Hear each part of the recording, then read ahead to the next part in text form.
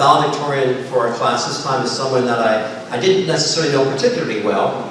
Like many students, I met them in their first years, and we get to know each other. We moved through the program, getting to know each other even more. And being the lone Albertan, I found I often would draw on her, especially lately with the political changes happening in the province, to hear her reflections on what she thought about those changes. And but also, I also had the honor of traveling with her to Peru for 3 weeks.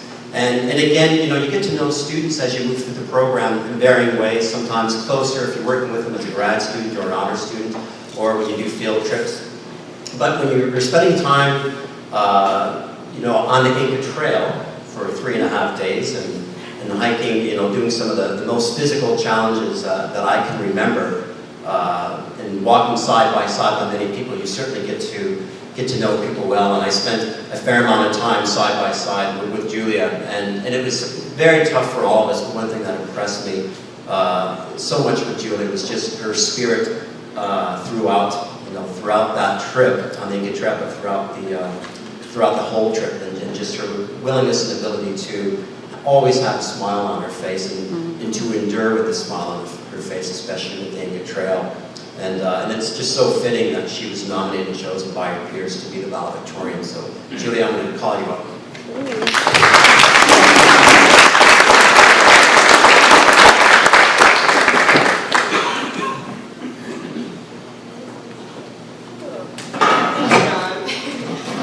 Okay, I'm definitely more nervous for this than any of our assignments. It's too bad that this couldn't have been a group presentation too. But I'll do what I can. So I'm going to keep this pretty short since this is your moment and you should take all the time in the world to celebrate. So yeah. So first of all, I really wanted to thank all of you, all of my classmates, deeply from the bottom of my heart for giving me this opportunity. I'm truly touched that you thought of me and that you ended up allowing me to be part of the celebration with you, because otherwise I don't know if I would be here. So it really means a lot to me. Thank you. Secondly, I think it's of the utmost importance that we thank our wonderful, hardworking professors, Glenn, John, Alan, Mary, Scott, Robin, and all of those individuals who put up with us throughout our time here. You bent over backwards.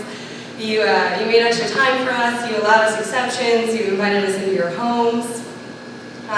You dealt with our sort of unique wreck-ish behavior in class. And in fact, a lot of us might not be here today without you. So just in lieu of all that you do for us inside and outside of our classes, you deserve a huge round of applause.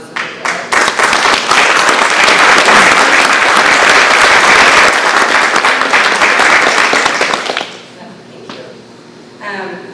So to get started, I guess, I could say the last couple of years that we spent together have been incredible and short-lived. Feels so short. And really, when you think about it, guys, we've accomplished so much in this time. And we've gone through a lot in this time. We survived Brenda laying down the law in first year. We saw the kind and heartfelt Mary Sweetman join our program in faculty. We survived camping trips, research papers, that accounting course. Good job, everybody. Conferences, certifications, group work, and all of that class participation, and somehow, which may have been the work of some like warlock or magic somewhere, we all got out of our strategic plans with just about all of our sanity intact, which is impressive to say the least. Good job. But overall, when I think back upon these last 4 years, I think one of my favorite moments is still completing that scavenger hunt in first year, where we met Brenda at the Anvil. And I know not all of you were there for that, but she bought all of us a beer. And come to think of it, I don't really think that most of us were 19 at the time. But she really did set the tone for the next 3 years, and it just meant that we were there for each other. And that really means something.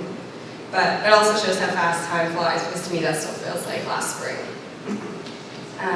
So again, we've had it talked about a couple times today, just the fact that our program is so tiny, and that has, and tiny in numbers and tiny today, even tinier today, But we may have had to endure all the jokes about how easy rec is and how the hardest part is the walk down to the gym.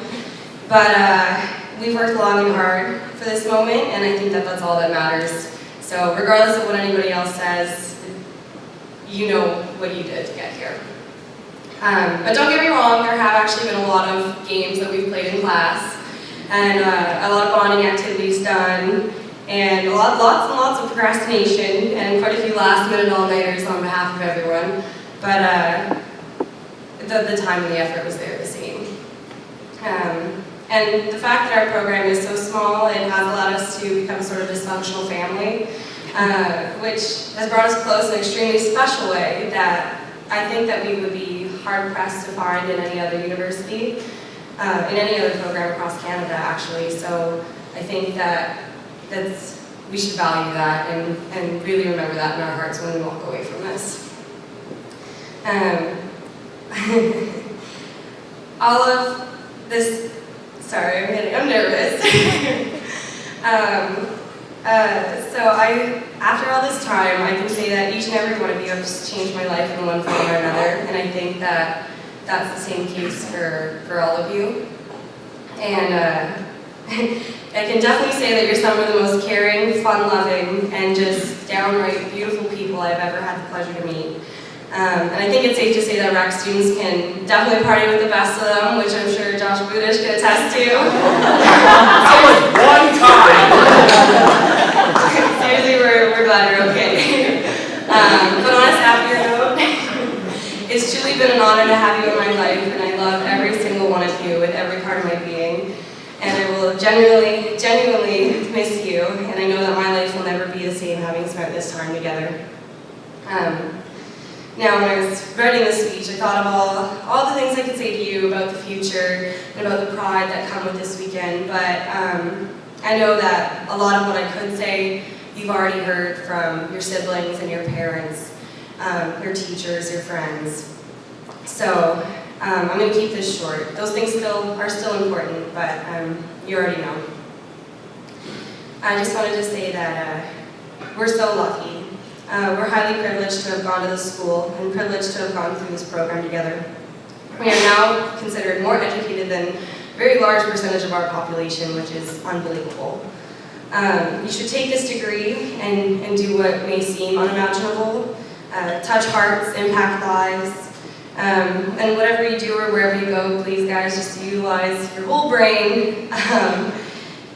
Just see the beauty in everything, and ultimately just be true to yourself and be happy. Too much time's wasted doing stuff that you don't want to do, and there's no point. It may not seem like it now, but life really is short, and we are young, and the world holds an abundance of mysteries, truths, and lessons for us to explore. So be brave, stay strong, and no matter what happens, know that every person in this room you have come to love will always be with you. So yeah, in closing, Matt Rust, as promised, there are currently homemade dunkers sitting underneath my table, just for you. It got talked about way too often over our 3 weeks in Peru. So I didn't have a chance to make the teddy grabs from scratch, so we just bought those, but the ice was there. Same with any of you if you feel like eating this much sugar first thing in the morning. Also, Glenn, on the behalf of everyone, don't ever change. But yeah, congratulations to the class of 2015. Your time here will be forever remembered in our hearts. So go forth and live your lives.